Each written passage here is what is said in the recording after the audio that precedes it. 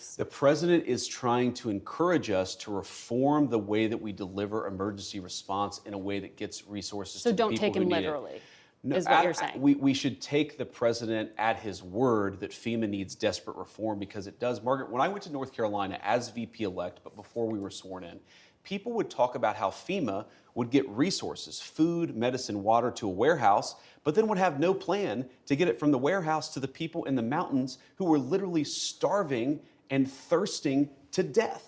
We can do so much better, and under Donald Trump's leadership, we will. But they work with the state and local officials. They often don't work well enough. And again, that's not going to be because on the state of and local officials?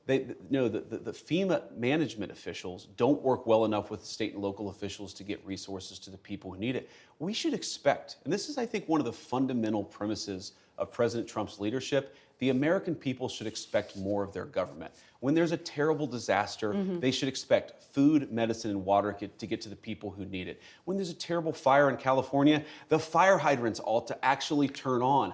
I am sick of the American people having such low expectations for their government. They should demand more of us, because this is the greatest country in the world, and that's what Donald Trump's leadership promises to bring back. So still count on the federal government, but watch that space. Let me ask you about another area that you campaigned on quite a lot, and there was a flurry of activity on, and that has to do with immigration. Sure.